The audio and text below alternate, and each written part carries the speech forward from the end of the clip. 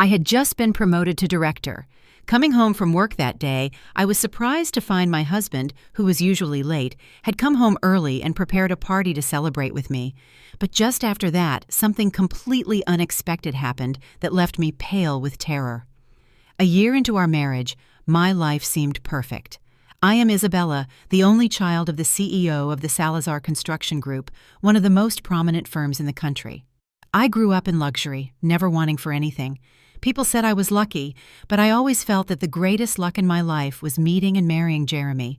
He didn't come from a wealthy family, but he had an iron will, undeniable talent, and most importantly, he truly loved me. At least, that's what I believed. The company he ran, Isa Projects, although it carried my name, was actually a wedding gift from my parents to us. It was a legacy my father wanted to entrust to his beloved son-in-law. I was barely involved in the business. My sole focus was to build the family and home I had always dreamed of. Life was peaceful until one fateful Tuesday afternoon. That day, Jeremy told me he had an urgent business trip to Santa Monica, a coastal city about 3 hours' drive from Los Angeles where we lived. He said a partner had called him urgently, and he probably wouldn't be back until the weekend. I was a little sad because our plan to go to the movies that night was canceled, but I quickly packed his bags, reminding him to drive carefully and take good care of himself. He kissed me on the forehead with the same warm smile and tender gaze as always. "You be good at home, sweetheart. I'll be back as soon as I can." Watching his car disappear behind the garage door, I felt a strange emptiness in my chest. Our house in Beverly Hills, normally full of life, suddenly felt cold and desolate. I wandered around the house doing small chores, but my mind was elsewhere. Then I remembered the condominium my parents had bought us in Santa Monica before the wedding as an investment. We had barely used it, only occasionally lending it to close friends when they went on vacation to the coast. It had been a long time since I'd been there, and I didn't know what condition it was in. An idea struck me. What if I went to clean it up a bit and surprised Jeremy while I was at it? Just picturing the look of astonishment on his face brought a smile to mine.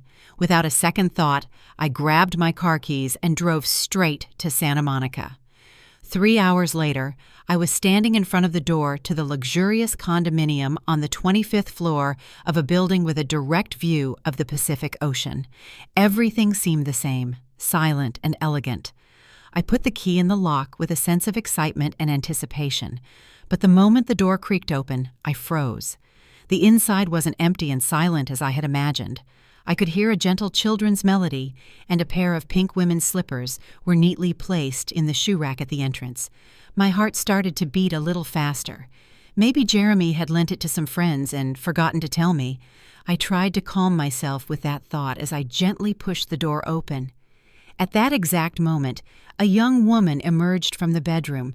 She was wearing simple pajamas, her hair in a high bun, and her face, though pretty, showed a trace of fatigue. But what absolutely petrified me was the small child, about a year old, clutching a pacifier in her arms. When she saw me, she was startled, and her eyes showed surprise and a certain suspicion. "Excuse me, are you looking for someone?" Her voice was clear, but unfamiliar. I stood there like a statue, my mind blank. Who was this woman? Whose child was this? Why were they in my husband's and my condominium? A million questions swirled in my head, but reason told me I had to stay calm. I took a deep breath, trying to force a natural smile, even though the muscles in my face felt rigid. "Oh, hi. Excuse me. Is this apartment 2501? I think I've come to the wrong floor." The young woman looked me up and down, but her inquisitive gaze seemed to soften at my well-dressed, slightly bewildered appearance. She nodded. "Yes, this is 2501. Which apartment are you looking for? Can I help you?" No, that's not necessary. I must have gotten distracted. I'm sorry for bothering you," I said in a hurry and turned to leave. I needed a quiet place to organize the chaos in my mind, but just as I turned my back, the baby in her arms started to cry. She rushed to soothe him. There, my little Leo. It's okay. Daddy Jeremy will be here soon. He bought you lots of gifts." The words, Daddy Jeremy, were like a dagger straight to my heart. My body froze. Jeremy, my Jeremy. It couldn't be. It must have been a coincidence of names. I clung to that fragile ray of hope, but my feet felt glued to the floor, unable to move. I had to know the truth. The instant the name Daddy Jeremy left that woman's mouth, my world stood still. My ears no longer registered the child's cry, the distant murmur of the waves, or even the hum of the air conditioning in the hallway. All that was left was a deathly silence, an infinite void that was devouring me. I tried to convince myself that it was just a coincidence, a common name, but deep down, a cruel voice was screaming at me to stop lying to myself. Just then, the phone in the woman's bathrobe pocket rang. Awkwardly, while cradling the child with one arm, she pulled out her phone with the other. Seeing the name on the screen, her face instantly relaxed, and a sweet smile appeared.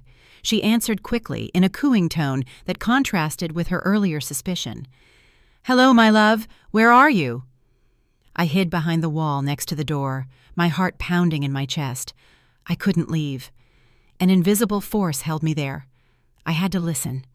I had to know who was on the other end of the line. "Leo and I are waiting for you. He's a little restless today. I'm sure he misses his daddy," she said as she doted on the child. The person on the other end said something, and the smile on her lips grew even more radiant. "Really? You already bought me the handbag, the one I sent you the picture of the other day? My goodness! If it costs more than $10,000, you spoil me too much. I love you more than anything in the world." $10,000. That figure was like a bucket of ice water in my face. Jeremy, the husband who always told me the company was going through a difficult phase, that we had to save money, that we had to be frugal to set an example for the employees. Jeremy, who refused to buy me a necklace for barely $2,000 for our wedding anniversary, with the excuse that we shouldn't make superfluous expenses right now, sweetheart. And now he was willing to spend such a large sum on another woman, on a handbag. My throat felt dry and bitter. I tried to swallow, but it was as if I had a knot in it. The conversation continued, and every word that came out of her mouth was a deeper cut to my bleeding heart. "Yes, Leo is behaving very well. Hey, my love, this weekend we're going to look at that house in the new subdivision, right? A friend told me it's beautiful, that it even has a private pool. Let's buy it so Leo has a place to play when he's older. Yes." Her voice was sweet as honey, but to me in that moment, it was more repulsive than anything. She was asking my husband to buy her a house while living in the condominium my parents had bought me. "I know you love us more than anyone. Well, drive carefully, okay? I'm going to hang up and get dinner ready for you. Kisses." The call ended. The woman went back inside, her face lit up with happiness and satisfaction.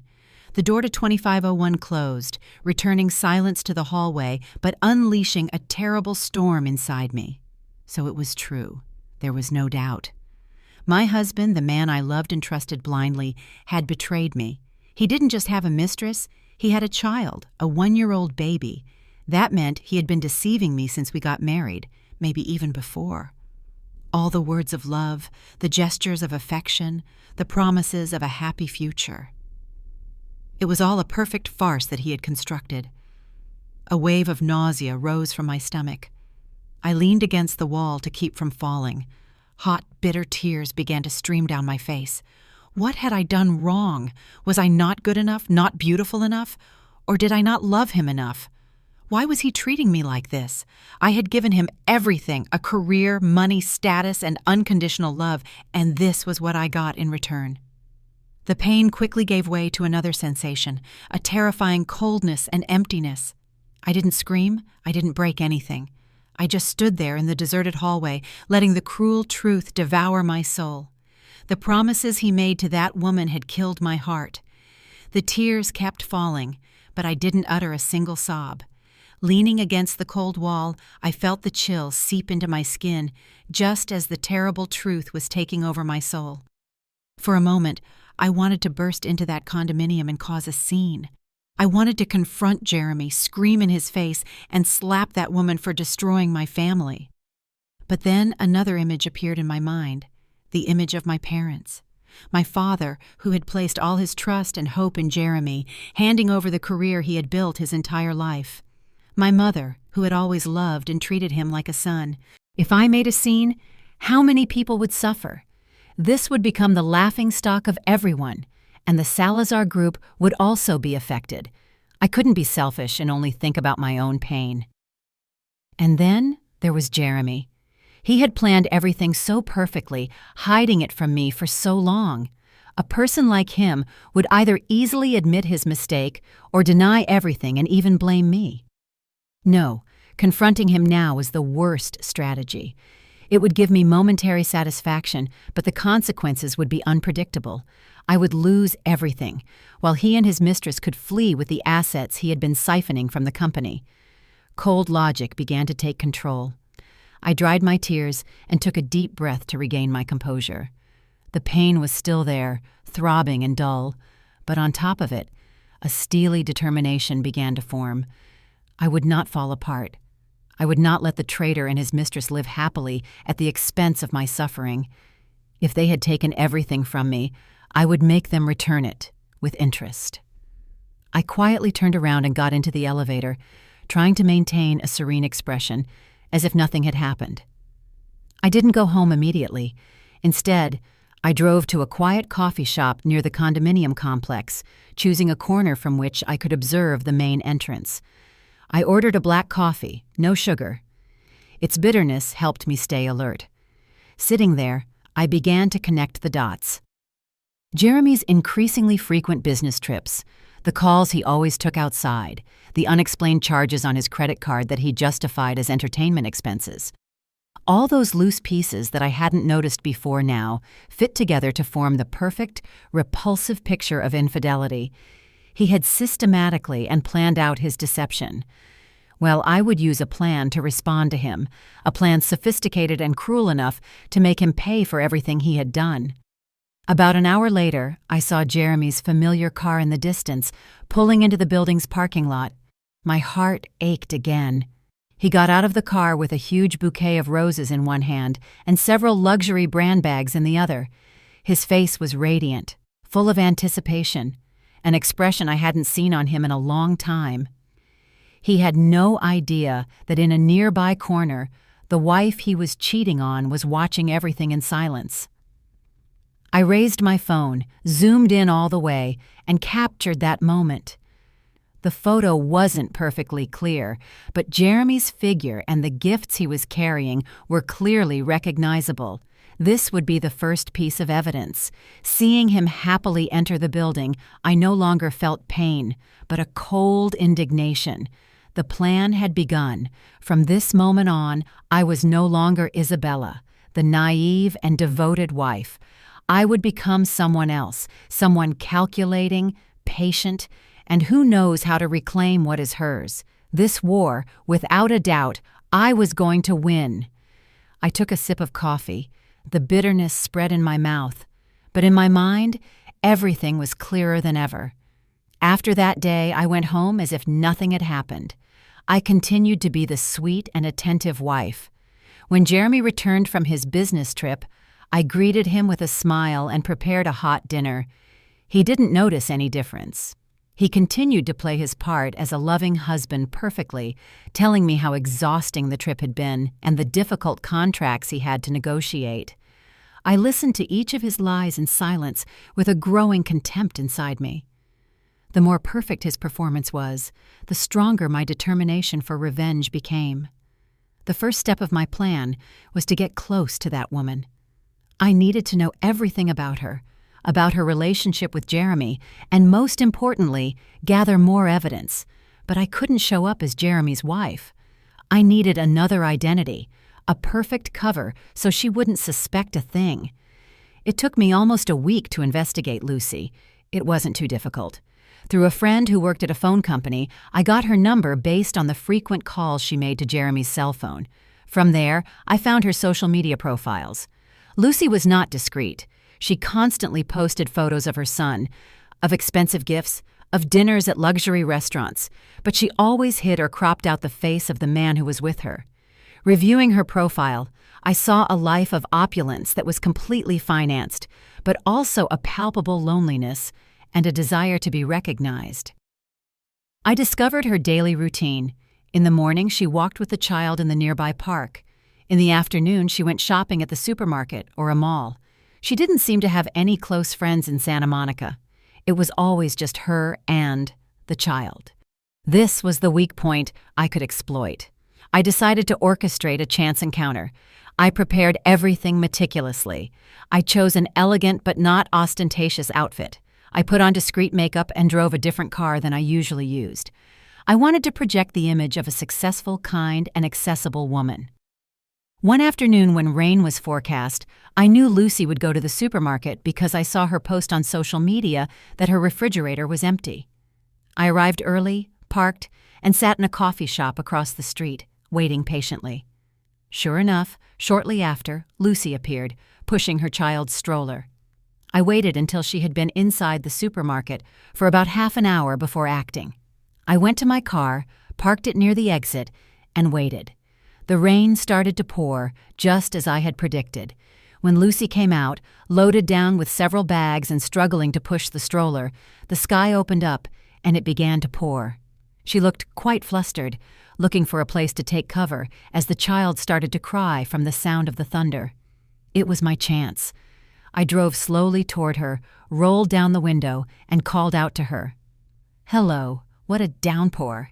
Do you need a ride? I can drop you off at home if it's on my way." Lucy looked up with a mix of surprise and suspicion. She hesitated. I gave her the kindest, most harmless smile I could muster. "Don't worry about it. The poor baby is going to catch a cold out here. Get in. I'm not a bad person." Maybe because she saw I was a woman, or because of my soft tone of voice, or simply because of the uncomfortable situation, Lucy nodded. I quickly got out, opened the trunk, and helped her put away her groceries and place the baby in the infant car seat I had already prepared. All my movements were natural and efficient. "Thank you so much. What a stroke of luck to have found you," Lucy said once inside, putting a hand on her chest and sighing with relief. "It's nothing. Helping others is a joy, too." "By the way, my name is Isabella, and you are?" I said, starting the conversation as I drove. "I'm Lucy, and this is Leo, my son." "What a lucky boy. Leo is a beautiful child. What an adorable face," I said, looking at the baby in the rearview mirror as I felt a pang of pain. That child looked a lot like Jeremy, but I quickly suppressed my emotions and maintained my smile. The chance encounter had gone perfectly, just as I had planned. Lucy, without knowing it, had just fallen into the first of my traps. The car glided smoothly under the heavy rain. Outside, the streets were blurred by the water, but inside, the atmosphere was warm and dry. I put on some soft instrumental music, trying to create a space as comfortable as possible for Lucy to open up. "Where do you live? I'll take you," I asked in a friendly tone, as if we had known each other forever. Lucy gave me the address of the luxury condominium complex I already knew. During the ride, I skillfully made conversation. I started by complaining about how difficult it is to take care of children. Although I don't actually have children, I invented a story about a nephew I adore. I talked about how exhausting it is to take care of a baby by yourself. You, all alone with little Leo, must be exhausted, right? I only take care of my nephew for an afternoon, and I already feel like my arms are going to fall off. My comment seemed to touch a sensitive chord in Lucy. She sighed, her gaze lost in the rain through the window with a melancholic air. "Well, yes, it's tiring, but thinking about my son gives me strength.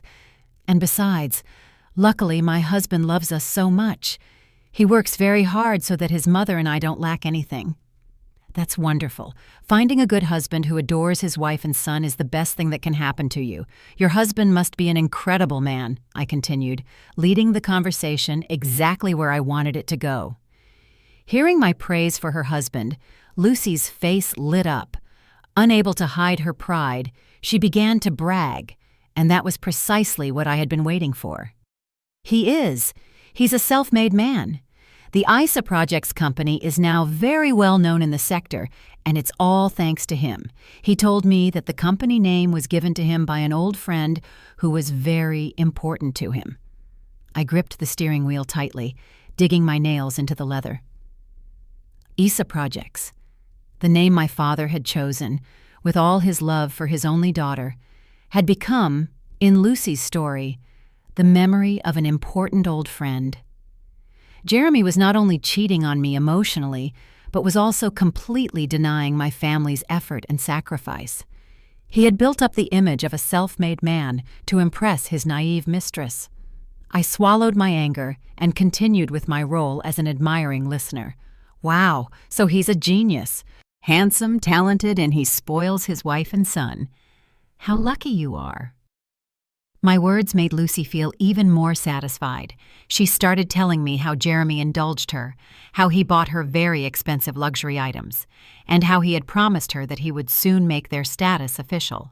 He told me I just have to wait a little longer, that as soon as he resolves some complicated matters, he'll come for us. He says Leo and I are his true family.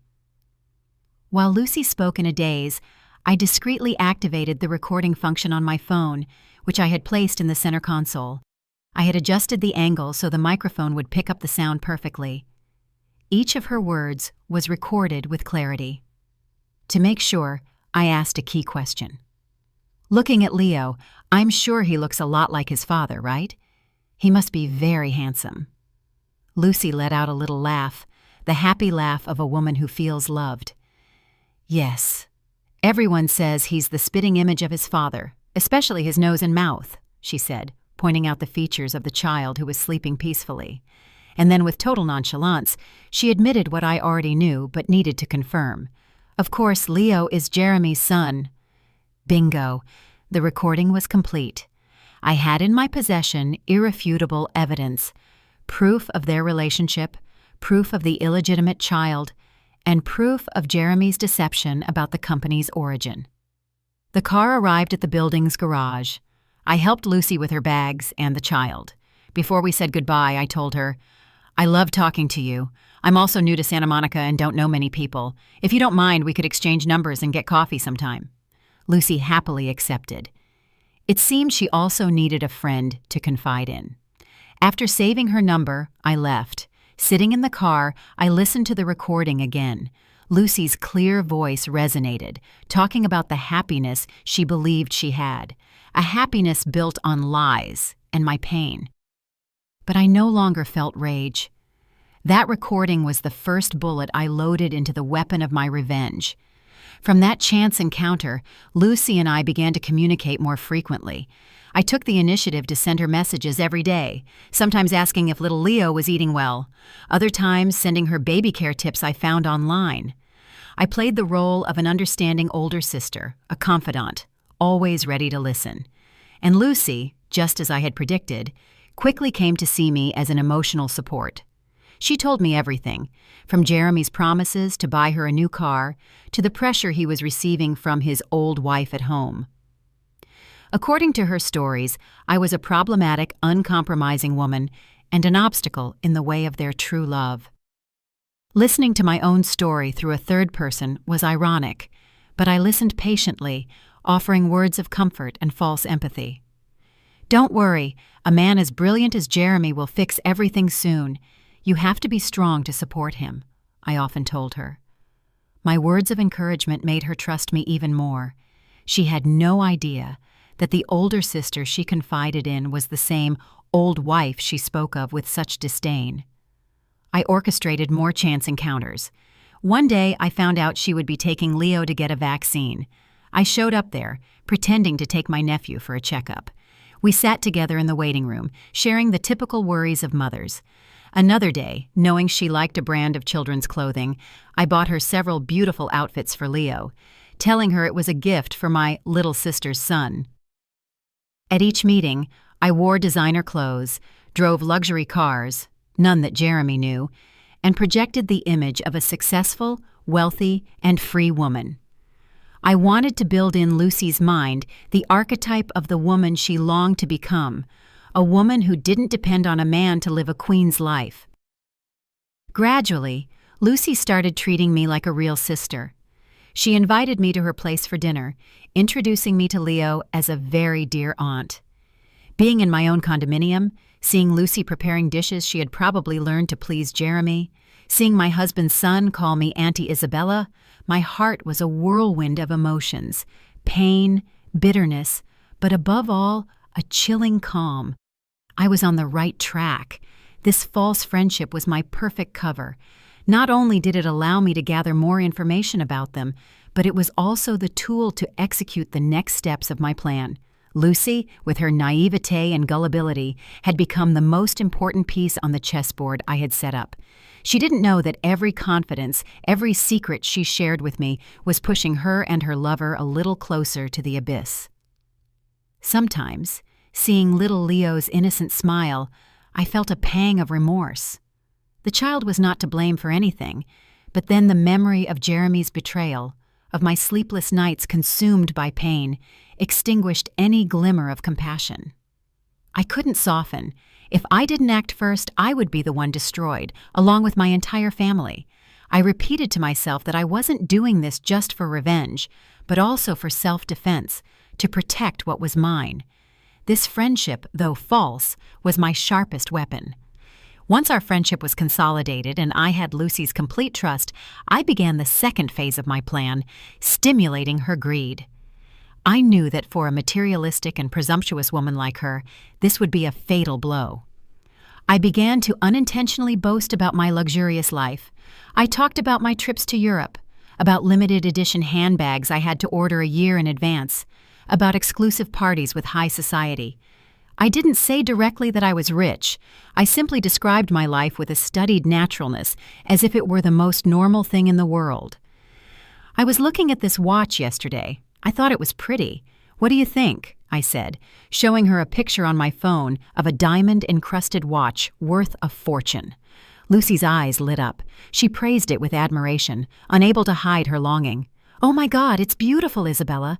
It must be so expensive. I wish I could have one." I smiled lightly. Well, it's not a big deal. Women who make their own money have to know how to reward themselves. We can't always depend on men. My comment was a direct needle to her pride and ambition. I knew she was completely dependent on Jeremy. Although her life seemed luxurious, it lacked security and autonomy. She began to compare. Why could Isabella buy those luxuries herself while she had to ask for them and wait for her lover's generosity? I continued to add fuel to the fire. I invited her shopping, taking her to the most exclusive boutiques, places she had probably only looked at from the outside before. I tried on dresses worth thousands of dollars and expensive shoes with complete nonchalance. While the sales assistants surrounded me with exquisite service, I saw Lucy next to me with a mixture of admiration and envy in her eyes. "Try on this handbag. It would look great on you," I said, pointing to a new collection alligator skin bag. Its price was around $3,000. Lucy hesitated. "No, Isabella, it's too expensive. I don't dare." "Why not? If you like it, try it on. Men love women who know how to take care of themselves and look good. Who knows? Maybe Jeremy will see you with it and buy it for you." My words hit their target. She slung the bag over her shoulder, looked at herself in the mirror with a dreamy expression, and just as I expected, that same night she sent the picture to Jeremy and started demanding it. From then on, Lucy's greed became a bottomless pit. She was no longer content with gifts worth a few $1,000s. She started demanding much more expensive things from Jeremy.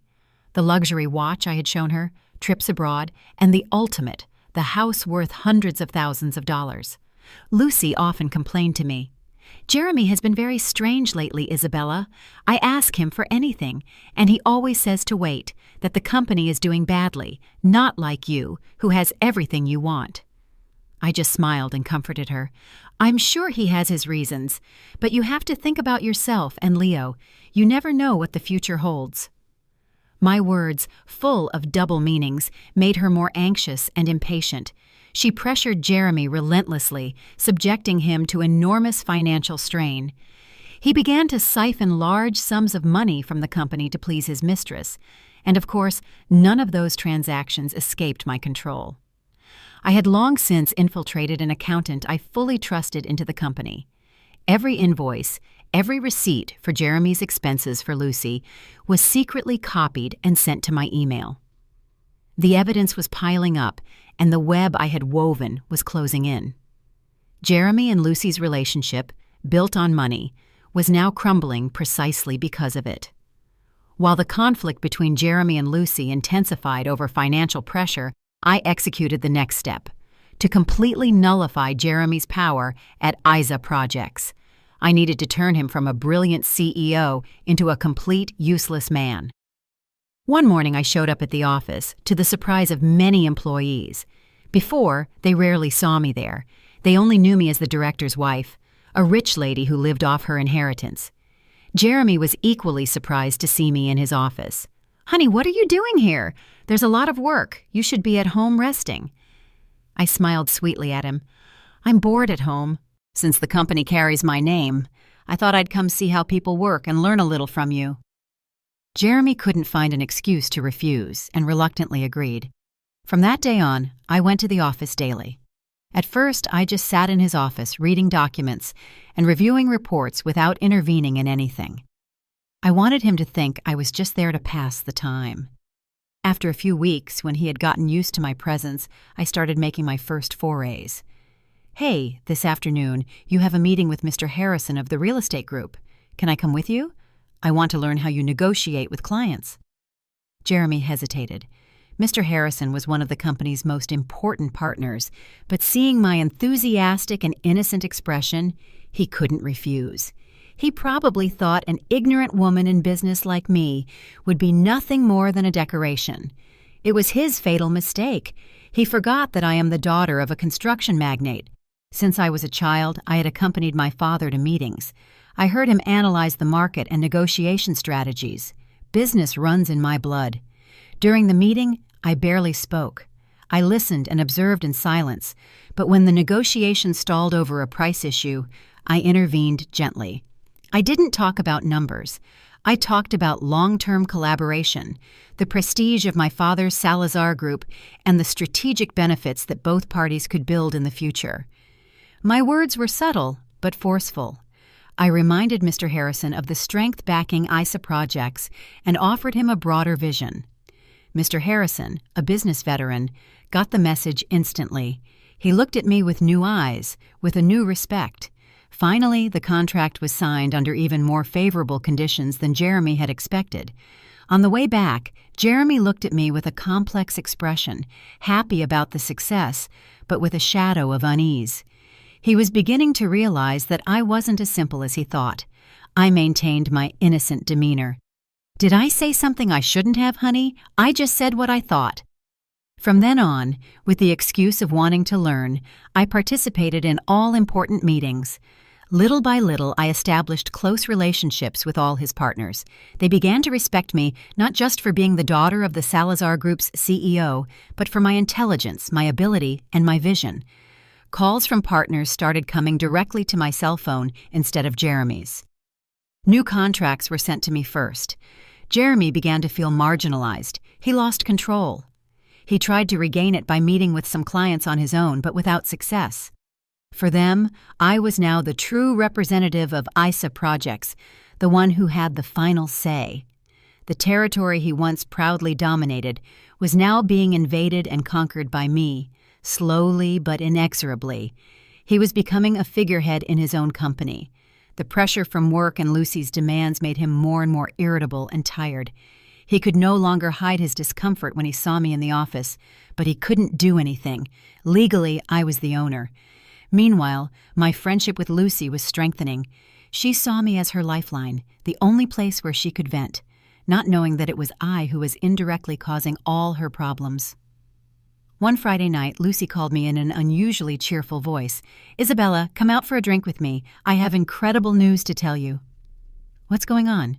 You sound so happy." I feigned curiosity. "Jeremy has agreed to buy me the house. He just gave the down payment this afternoon. I'm so happy." Her voice was singing on the other end of the phone. My heart sank.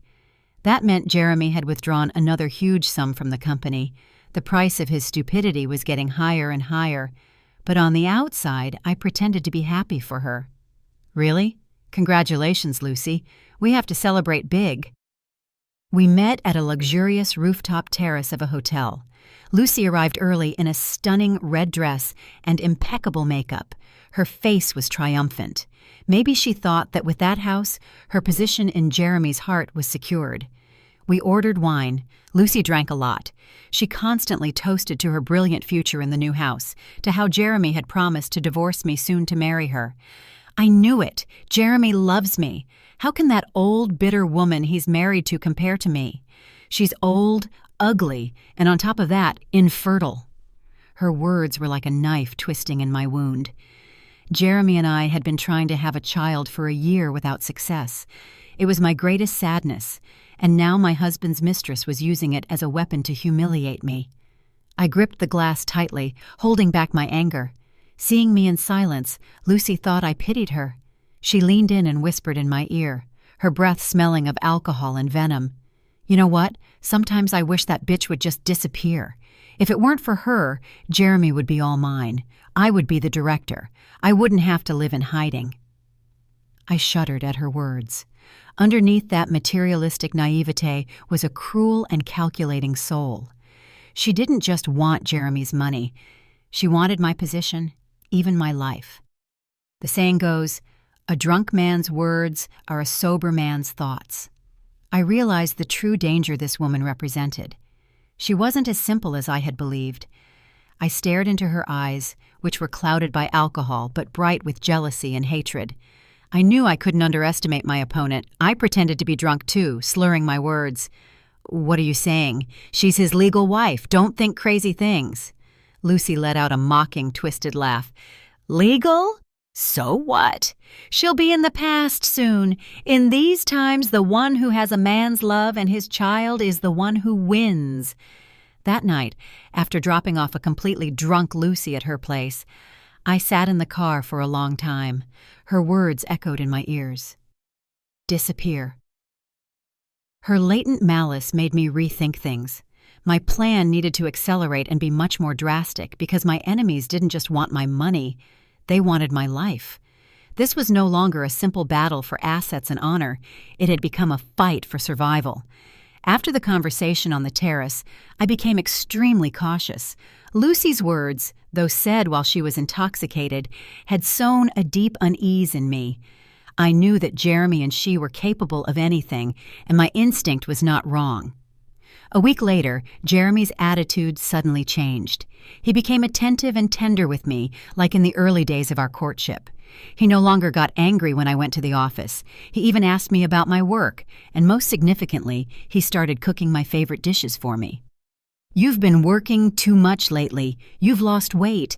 I prepared this so you can regain your strength," he said, serving me a steaming plate of a special stew with a look full of affection.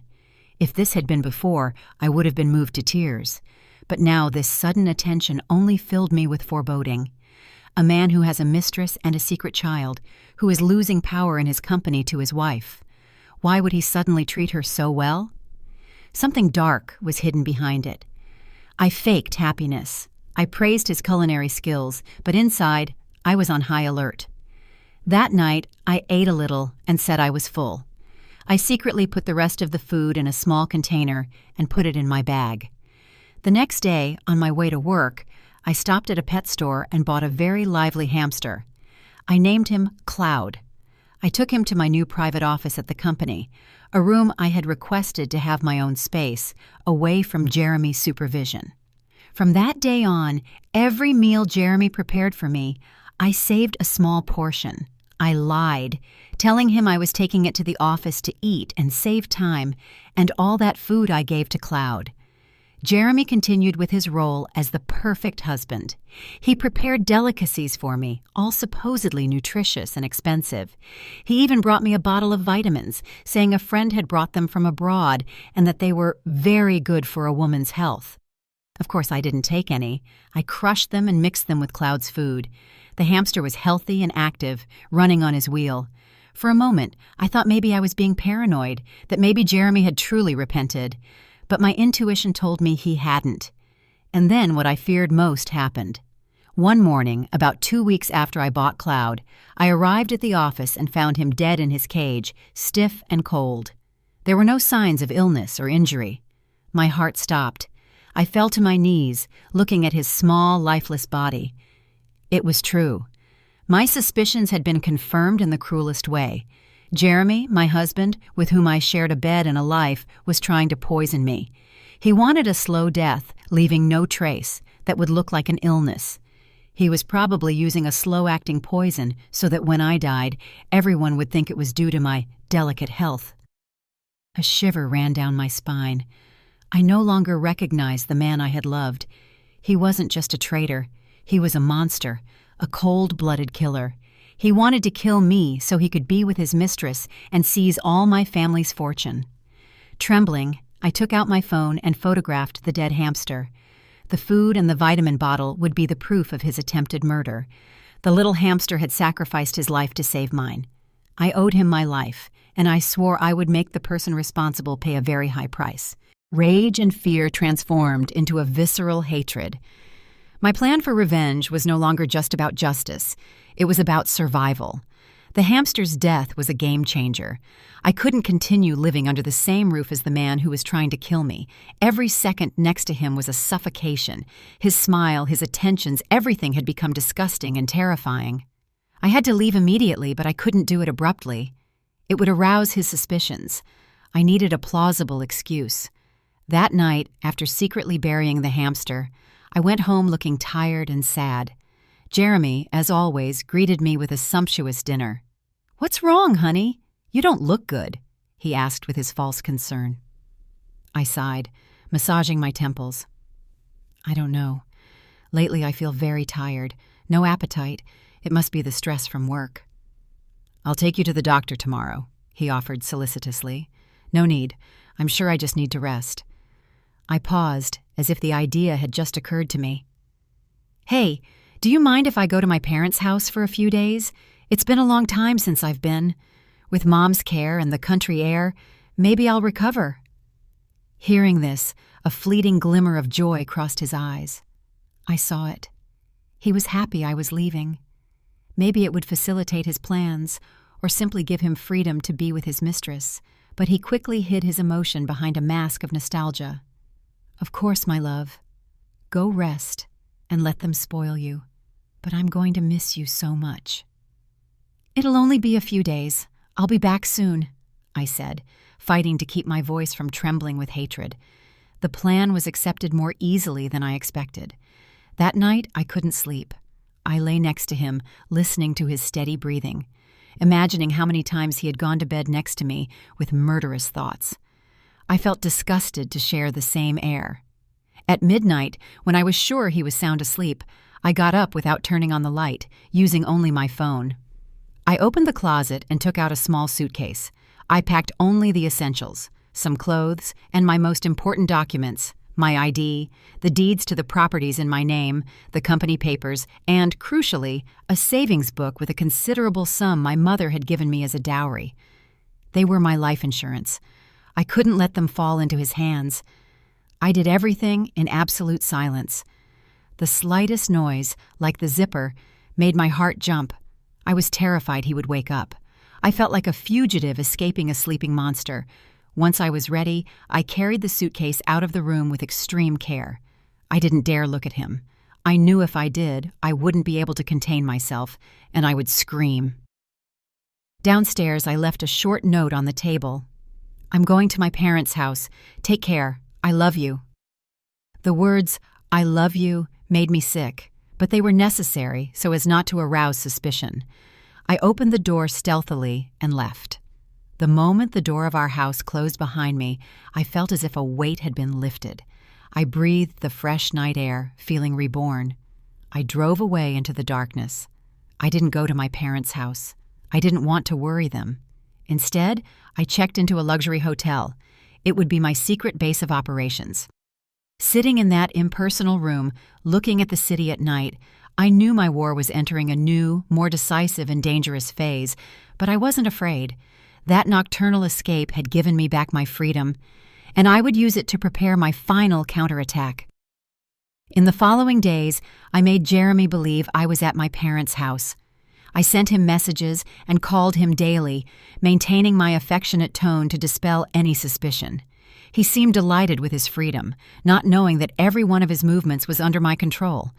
I needed one last piece of evidence, one that would be irrefutable to expose his entire plan. The hamster's death was terrifying, but in a trial, he could claim it was a coincidence. I needed something more direct. And Jeremy's cell phone was the Pandora's box that held all his secrets. The problem was how to get it. He was never separated from it. The opportunity came on a Friday afternoon. I called Jeremy in a weak voice. "Honey, I don't feel very well. Can you come pick me up from my parents' house this afternoon? I miss you so much." Jeremy accepted immediately. He probably thought my rest was over, and it was time to resume his plan. That afternoon, I didn't go to my parents' house but went directly to the office. I entered my private office and waited. I had prepared everything. I had asked my trusted accountant to prepare some financial reports with serious errors, figures that, if real, would cause a disaster for the company. When Jeremy arrived, I was already in the meeting room with the accountant and the head of sales, both of whom I trusted. I pretended to be pale-faced. "I'm sorry to have made you come in such a hurry, but some very serious problems have arisen in this month's reports. I need you to review and fix them right now." Jeremy saw the figures, and his face changed. He knew that if those numbers came to light, the company's reputation would be ruined. He immediately immersed himself in the work, forgetting about everything else. He sat down, took off his jacket, and left his phone and keys on the table while he discussed with the other two. It was the moment I had been waiting for. While they were concentrated, I subtly took his phone and said, "I feel a little dizzy. I'm going to my office to rest for a moment. You all continue. Let me know when you're done." No one noticed. I quickly entered my office and locked the door. My heart was pounding 1,000 beats per hour. I had about 15 or 20 minutes. I turned on the screen. Password. I froze. What was it? I took a deep breath. Jeremy was simple. He would use something meaningful. I tried his date of birth. Nothing. Mine? Nothing. Our anniversary? Nope. Time was running out. I started to sweat. I was going to fail because of a stupid password. I calmed myself and thought, what other date was important to him? The image of little Leo appeared in my mind. Trembling, I entered the date of birth of the child that Lucy had shown me in a document. The phone unlocked. I was paralyzed. For him, the birth of his illegitimate son was more important than our wedding. I felt a pang of pain and rage, but I pushed it aside. There was no time. I went straight to the messages. What I read was worse than I had imagined. There was a pinned conversation with Lucy.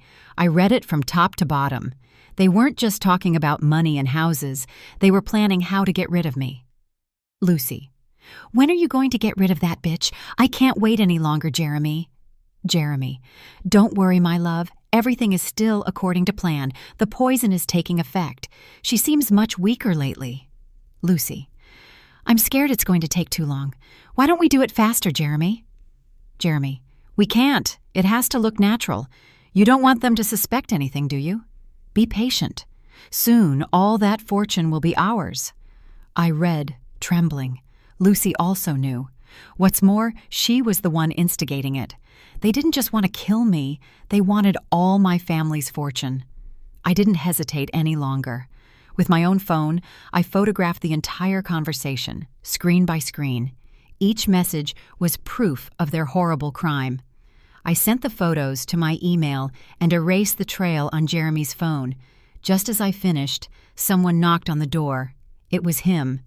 I locked the phone, took a deep breath to appear calm, and opened the door. "Are you done yet?" he asked. "Yes, it was just a small calculation error. Let's go home." I nodded. In the car on the way back, sitting next to the man who was planning to kill me, I no longer felt fear. I had the ultimate proof in my possession. The curtain on the farce was about to fall. With the final evidence in my hands, I knew it was time to end everything. I couldn't wait any longer. I had to act before Jeremy and Lucy could do anything to me. The following Monday, I arrived at the office very early. I wore a black pantsuit, more pronounced makeup than usual, and my hair was in an impeccable bun. I wanted to look powerful and decisive. I called my secretary. Send a notification to all departments. Today, at 9 o'clock, there will be an emergency company-wide meeting in the main hall. Attendance is mandatory, with no exceptions. The reason will be communicated at the meeting. The secretary, surprised by my authoritative tone and cold expression, obeyed without a word. The news spread like wildfire, generating all sorts of rumors. No one knew what was going to happen. Jeremy had just arrived. He came into my office, visibly annoyed. "What are you doing? How can you call a company-wide meeting without consulting me? Is something that important?" I looked up and stared at him with no emotion. "Yes, something extremely important that affects the survival of this company. Come to the meeting and you'll find out. And sit in the front row. It's the reserved seat for the CEO." My strange attitude unsettled him, but he didn't ask any more questions. He probably thought it was another one of my maneuvers to make things difficult for him at work. He couldn't imagine that what was about to happen was 100,000 times worse. At 9 o'clock, all ISA Projects employees were in the meeting hall. The tension was palpable.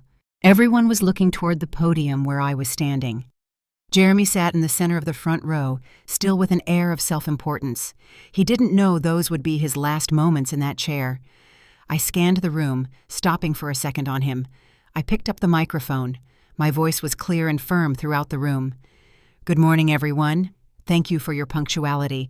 I know you're wondering about the reason for this meeting. I won't waste any more of your time. Today we are here to reveal a truth, a disgusting truth that has been hidden for too long at the heart of our company." Murmurs ran through the room. Jeremy frowned, beginning to feel uncomfortable. I signaled to the technician.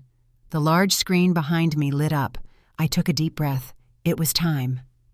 "The truth I want to talk about today concerns our CEO, Mr. Jeremy Blake." All eyes turned to him. He was startled. His face went pale. He jumped to his feet, trying to speak. "Mr. Blake, please take a seat. The show has just begun. I recommend you stay and enjoy it until the end." My voice, cold as ice, cut off his attempt. Jeremy was paralyzed and slowly sat back down. The air could be cut with a knife. The meeting that would seal his fate had begun. "As you all know," I continued in a steady voice, but one filled with power, "ISA Projects was founded entirely with my family's capital as a wedding gift for Jeremy and me. I blindly trusted him to run it, hoping we would grow it together. But I was wrong." I pressed the remote. The first image appeared on the screen. It was the photo I had taken of him in Santa Monica with the flowers and the luxury bags. "This is a picture of Director Blake during an urgent business trip to Santa Monica." A murmur of surprise filled the room. Jeremy looked at the photo, not a drop of blood in his face. I didn't give him time to react. I pressed the remote again. The screen showed a video. The recording of my conversation with Lucy, edited with photos of her and the child taken from her social media. Lucy's voice resonated, boasting about her self-made husband, admitting that Jeremy was the child's father. "Ladies and gentlemen, this woman and this child are the real reason for Director Blake's trip. A child who is more than a year old, which means our director has been cheating on his wife from the beginning of their marriage." The murmurs turned into an uproar. All eyes of surprise, contempt, and curiosity turned to Jeremy. He was petrified in his seat, his fists clenched, trembling, but the show wasn't over. I continued projecting, a series of invoices, bank statements, and transfers showing huge sums of money withdrawn from the company's accounts to buy $10,000 handbags and to make a down payment on a luxury house for his mistress. And this is how Director Blake uses the company's money, the money earned with the sweat of all of us, to maintain the luxurious life of his mistress and his son. At that moment, the silence was broken. People started talking openly, shaking their heads, whispering insults. The image of the honest and brilliant man Jeremy had built completely crumbled. I looked directly into his eyes with a sharp gaze. That you cheated on me, that you betrayed me, I could consider that a private matter. But that you stole the company's money, that you betrayed the trust of my father and all the employees, that is no longer a private matter. I paused to let the information sink in, and then I delivered the knockout blow. But all that is nothing compared to the crime he intended to commit. The screen showed the last images, the photo of the dead hamster, the vitamin bottle, and, most terrifyingly, the full transcript of the messages between him and Lucy, planning my poisoning to get my fortune, attempted murder to steal inheritance. The words appeared in blood red on the screen like a sentence. The room erupted. Everyone stood up, incredulous. The director they respected was a cold-blooded killer. Jeremy seemed to go mad. "It's a setup! It's all fake!" he shouted, trying to get on the podium. But the security guards, who had been forewarned, immobilized him. I looked at him as he struggled with absolute coldness. I picked up the microphone again. My voice resonated above the chaos. As of this moment, in my capacity as president of the board of directors of ISA Projects, I declare Mr. Jeremy Blake dismissed from all his positions. Security, get this man out of here. Justice will take care of the rest. The curtain had fallen. They dragged Jeremy away, humiliated in front of the entire company. I remained on the podium, watching the back of the man who was once my husband as he was led away. I didn't feel satisfaction, just a chilling emptiness. It was all over. After Jeremy was taken away, I ordered all the locks on the director's office to be changed and his computer and documents to be secured. I knew the war wasn't entirely over. There was still Lucy and the legal battles. Just as I expected, an hour later my phone rang. An unknown number. I knew who it was. I answered calmly. On the other side, a shrill voice full of hatred. It was Lucy. "You bitch! What did you do to Jeremy? You're a harpy! You set him up!" I let her vent. I could imagine her distorted face. Jeremy had probably called her to tell his version, where he was the victim and I was the villain. When she finished screaming, I spoke with a calm that disarmed her. "Hello, Lucy. I see you already know everything. Instead of calling me to insult me, why don't you ask your lover what he did?" "Don't pretend to be a saint. Jeremy loves me. He did everything for us. You're just an old, infertile woman who couldn't keep her husband and now resorts to dirty tricks." The word infertile hurt me again, but this time I didn't feel pain. I felt pity for her ignorance. "Lucy, do you know that ISA Projects, the company you were so proud of, is actually the dowry my parents gave me? Do you know that the condominium you live in, the car you drive, and the luxuries you enjoy were all paid for with my money?" Silence on the other end. My words must have shocked her. I continued. My voice was soft, but each word was a cut. "Do you really think Jeremy loved you? He only wanted my money, and he used my money to buy your cheap love. What you two had was nothing more than a transaction. You sold your body, and he used his wife's money to buy himself satisfaction and an heir." "You're lying!" Her voice trembled. "Am I? Ask him if he could have bought you a $10,000 handbag or a luxury house without my money, or if he would still be just a regular employee with a mediocre salary. Do you love Jeremy, or do you love the life of luxury he painted for you with someone else's money?" I could hear her sobbing. The harsh reality was tearing her apart. "And one more thing, Lucy. Do you know that I am Isabella, your older sister and confidant?" My last sentence was the final bomb. I heard a noise of something breaking on the other end. She had probably dropped her phone. Silence. I knew she was in total shock. The person she trusted most, to whom she had told all her secrets, was her worst enemy. After a long while, her voice came back, trembling. "Why? Why did you do this?" "I should be asking you two that question. Why did you do this to me?" I replied coldly. "I just took back what is mine. Goodbye." I hung up without giving her a chance to say anything more. The confrontation was over. I had put all my cards on the table. I knew that after that call, Jeremy and Lucy's relationship would be shattered. A love built on lies and money cannot survive truth and poverty. Immediately after firing Jeremy, I contacted the best lawyer I knew, an old friend of my father's. I explained the entire case to him and gave him all the evidence: photos, recordings, messages, bank statements, and the toxicology report I had ordered after Cloud's death. The lawyer, after reviewing everything, told me he had never seen a case with such overwhelming evidence. Victory was 100% assured. The divorce petition was filed. In it, I alleged infidelity with a child, embezzlement of funds, and conspiracy to attempt to take my life. All of it was backed by a dossier of irrefutable evidence. Jeremy tried to contact me, begging and threatening, but I ignored him. For me, that man was dead. The trial was quick. Jeremy's lawyer could barely articulate a defense against the avalanche of evidence.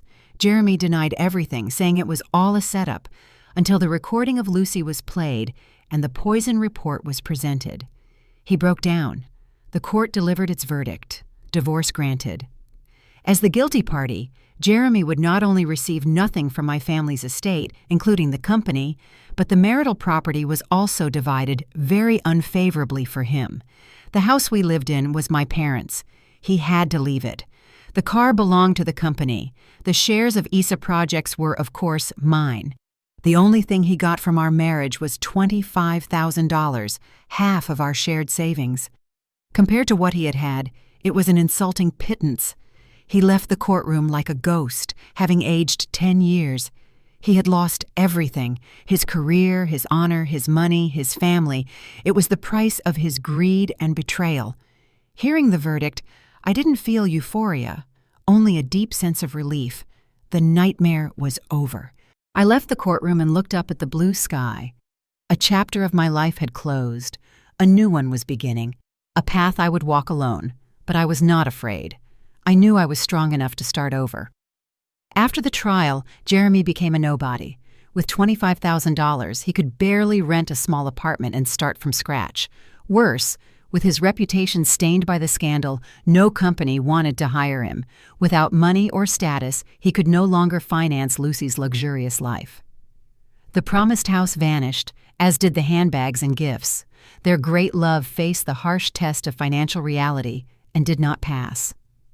Lucy, in shock, turned all her frustration and rage on him. She blamed him for her misfortune. Their daily life became one of fighting. "You're useless. Where's the house, the car, my status? Look at me living in this hovel," she would scream at him.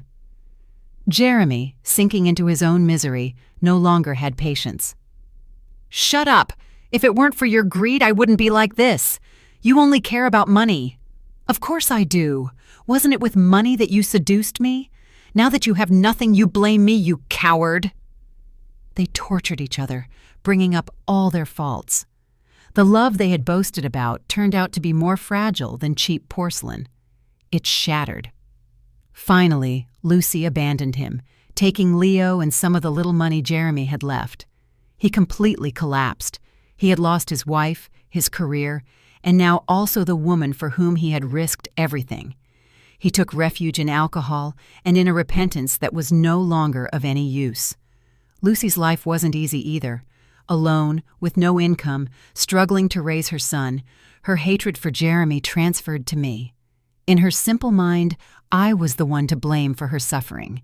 If it weren't for me, she would still be a queen. That grudge grew into a demented idea. I knew she wouldn't leave me alone, so I hired private security. My instinct told me the danger wasn't over, and it wasn't wrong. One night, on my way home from work on a little used road on the outskirts, a taxi began to follow us aggressively, trying to force us off the road. My driver, an experienced man, remained calm. Suddenly, the taxi pulled in front of us and cut us off, forcing us to stop. The door opened and Lucy got out. She looked terrible, haggard, with bloodshot eyes. She seemed to have lost her mind. "Isabella, get out of there, you bitch! It's all your fault! You're going to die today!" I stayed in the car, my heart pounding, but keeping my composure. I motioned for my team not to act rashly. Lucy, in a fit of madness, struggled with the taxi driver, stole the steering wheel, floored the gas, and launched the car directly at us. Everything happened very fast, but my driver, trained for these situations, reacted instantly, backing up and swerving to avoid a direct impact. The taxi, out of control, crashed violently into a tree. The noise was deafening. My bodyguard immediately called the police and an ambulance. I was still trembling in the car. If I hadn't been prepared, if my driver hadn't been so quick, I wouldn't be alive. Hatred had turned Lucy into a monster. The police arrived. They pulled Lucy from the car, alive but injured. As they took her away, she kept screaming my name and cursing me. Her failed murder attempt was the end of her freedom. Hatred didn't give her back anything she lost. On the contrary, it took away her future as well. Lucy's attempted murder, with such clear evidence, turned my divorce case into a serious criminal matter. I handed over all the evidence I had accumulated about Jeremy and Lucy's conspiracy to the police. They summoned Jeremy. Faced with the evidence, especially the messages and the toxicology report, he broke down and confessed everything. The plan to slowly poison me and take the fortune. The trial was public. I was there as a victim. Seeing both of them in the dock, the man who was once my husband and the woman who was my friend, I no longer felt hatred, only pity. Their greed and malice had destroyed their own lives. Lucy was sentenced to 20 years in prison for aggravated attempted murder. When she heard the sentence, she collapsed, crying uncontrollably. It was too late for repentance. Jeremy was sentenced to 7 years in prison for conspiracy to commit aggravated assault with vile motives. Although he didn't manage to kill me, his intention and methods were punished. Justice had been served. The cycle of hatred and revenge could finally close. I watched them leave the courtroom escorted.